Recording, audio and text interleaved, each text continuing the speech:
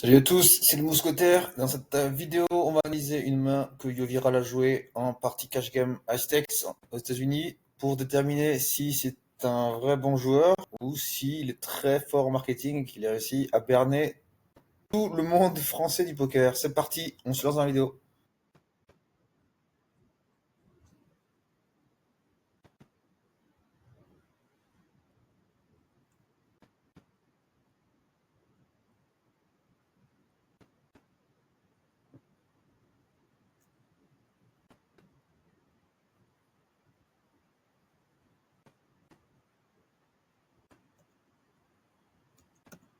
Donc là, Yoviral a ouvert avec As-3 au cutoff, ce qui est très honnêtement un tout petit peu loose, mais bon, on est en partie télévisée, il faut jouer beaucoup de mains, donc il faut y aller. Mais n'hésitez pas dans vos parties, et si les tables, ça dépend des joueurs, des pros que vous avez, mais vous pouvez tout à fait folder As-3 off au cut-off, c'est tout à fait faisable. À partir des boutons, évidemment, il faut tous les As, mais à partir du cut-off, vous pouvez folder des As, et on joue le jeu du 7-12, du 7-2, donc si vous gagnez une main avec un 7T et 2, chaque joueur doit vous donner une certaine somme d'argent. Donc évidemment, le Jungleman, il a intérêt à miser, si le 3 bet passe, il va gagner de l'argent en plus. Donc, Jungleman 3 bêtes et Yovira la décision.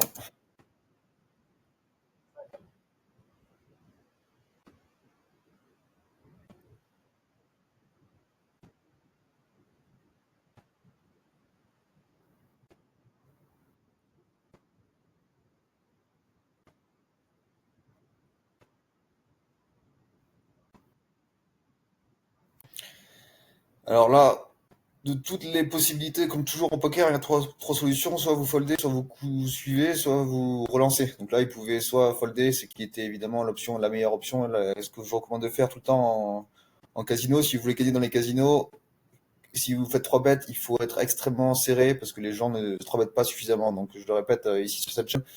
Si vous voulez devenir un vrai mousquetaire, suivez bien ce conseil. Suivez les 3 bêtes avec des mains extrêmement fortes parce que les gens ne 3 bêtent pas suffisamment. Donc là, évidemment, à ce 3 je vous conseille de folder. Et l'autre solution, ça aurait été de relancer parce que vous avez un bloqueur, blablabla, avec un as. Votre main, la théorie dit que votre main n'est pas assez forte pour suivre un 3 bêtes. Donc vous pouvez utiliser cette main de temps en temps pour relancer et espérer faire folder les meilleures mains, mais avec les stack size, c'est un peu compliqué parce que si vous relancez, c'est quasiment tapis. Donc la meilleure solution, c'était évidemment de fold. Et Yoviral call, donc c'est évidemment pas du tout profitable. Mais j'imagine que là, dans une partie télévisée comme ça, il faut faire un peu le foufou. On est contre Jungleman, il y a le 7-12 game, donc on est là pour jouer. Donc on fait son marketing, donc il suit, on va voir ce que ça donne. Mais le move optimal, évidemment, si vous voulez gagner de l'argent, c'est de fold.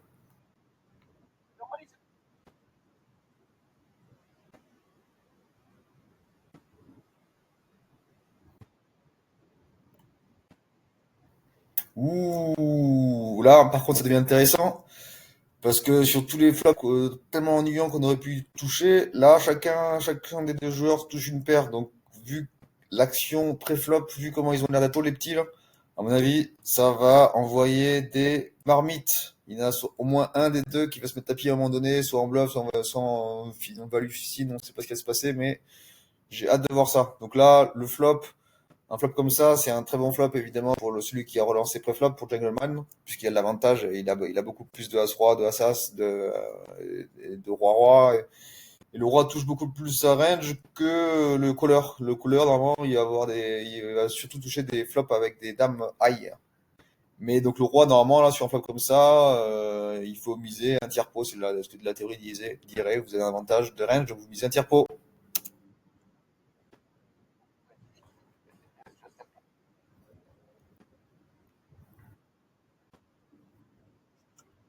Et c'est exactement ce que Jungleman j'ai fait, puisque j'imagine qu'il a très bien étudié ces situations. Mais là, on est vraiment dans les. C'est des situations qui arrivent tellement assez fréquemment. Pour 3 bêtes, un as ou un roi ou une dame, c'est les rares spots que vous avez besoin que je vous conseille d'apprendre.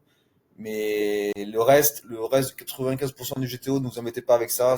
Je vais pas dire que c'est rien, parce qu'évidemment, si vous maîtrisez le GTO, vous pouvez gagner à n'importe quelle limite. Mais le GTO est tellement dur à appliquer dans la vie réelle par un humain que ça vaut absolument pas le coup, à moins que vous voulez faire partie du 0,0001% des joueurs. Ça vaut absolument pas le coup d'essayer d'apprendre.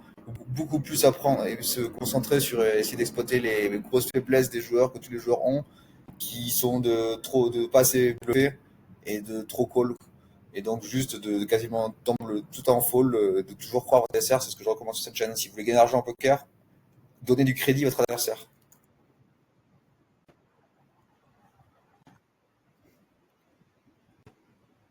Alors là, évidemment, Yodara, il n'est pas venu pour folder sa paire de 3 là. Donc il call. Bon, c'est assez normal.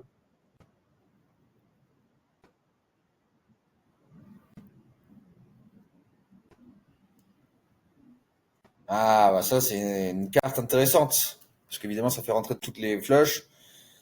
Et normalement, celui qui a call a plus de flush que le préflop Razor. Donc, ce que Jungleman Viral est censé avoir plus de flush, puisqu'il a call une fois et ça réduit sa range de possibilités. Alors que Jungleman peut avoir énormément de bluff. Il peut avoir misé avec plein de R, 8, 9 de cœur, par exemple, 9 de trèfle.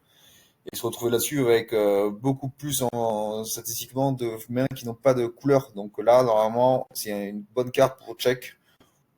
Et on connaît donc faut pas tout le temps checker évidemment, mais on doit faire pas mal de checking là-dessus.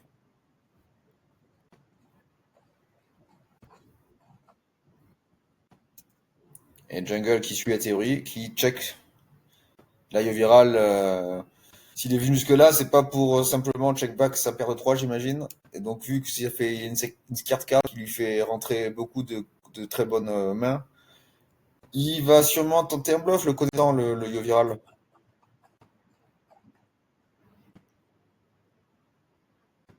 Ah.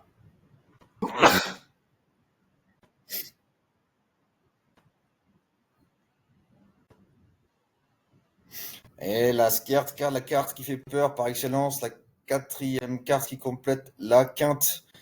Et ça, c'est une rare situation dans les casinos où, comme je vous l'ai déjà dit sur cette chaîne, hein, si vous êtes un mousquetaire, vous avez compris que pour gagner de l'argent, il faut toujours folder face à de l'action, sauf si vous avez une raison particulière. Vous ne suivez que si vous avez une raison particulière, si vous êtes capable de décliner, de nommer la raison particulière pour laquelle vous pensez votre adversaire bluff, vous pouvez call.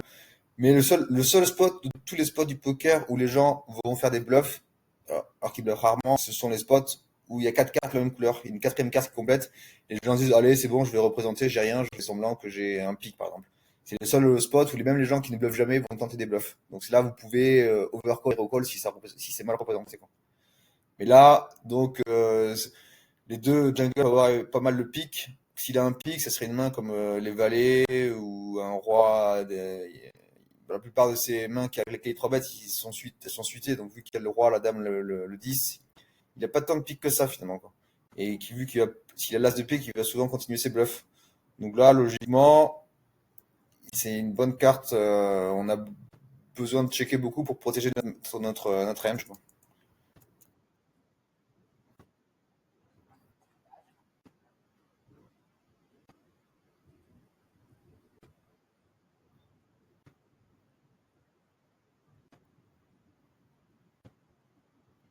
Qu'est-ce qu'il nous fait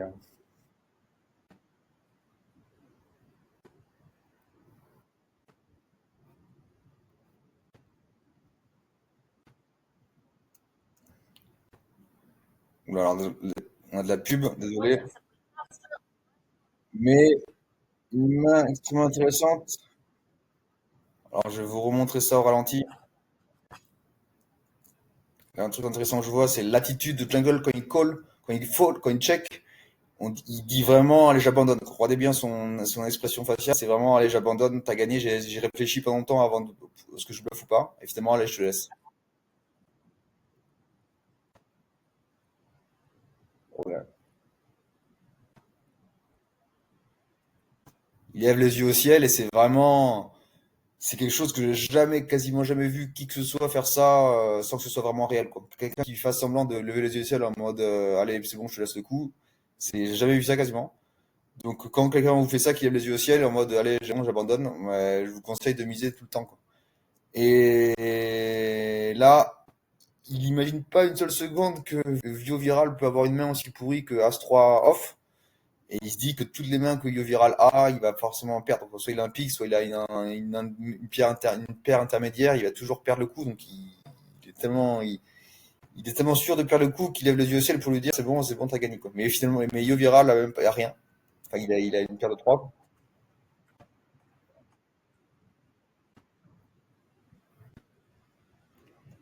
Et est-ce qu'il va se mettre tapis ou pas?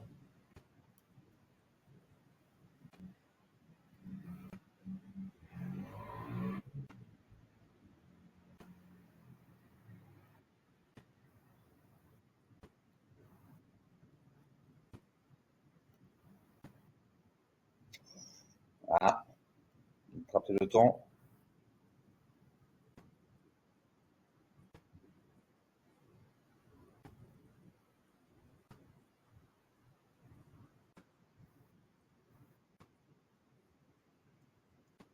Waouh, alors là, c'est extrêmement surprenant que Jungle n'ait pas encore fold.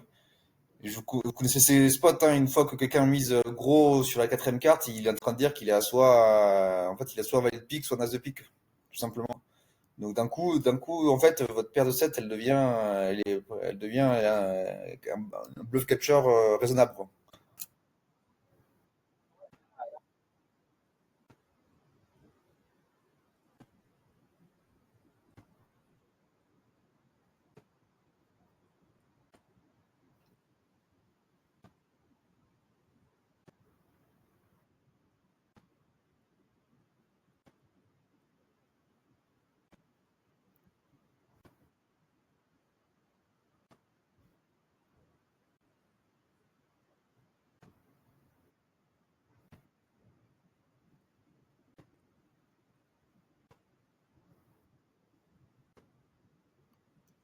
Qui peut le faire.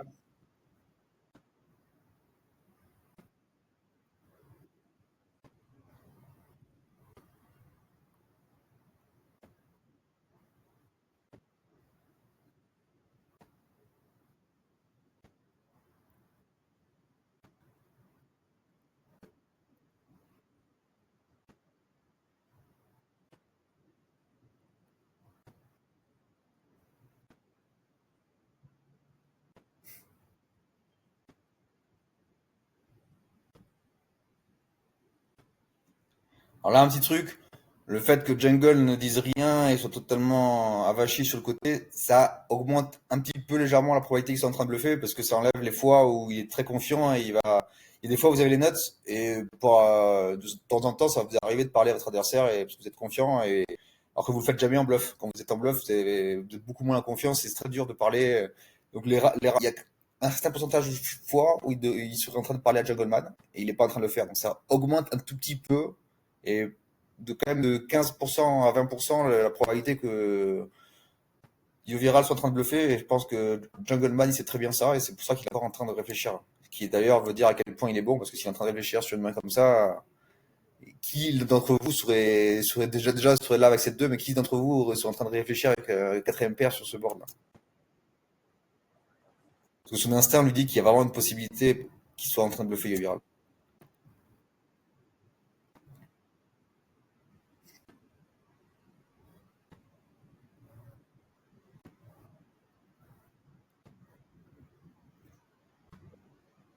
10 secondes.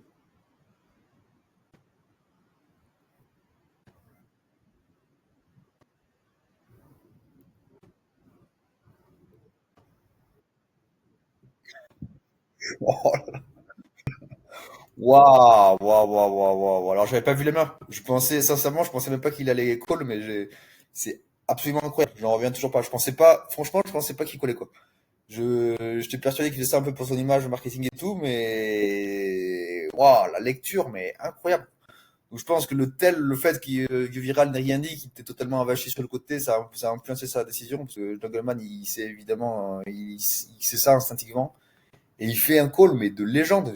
Waouh.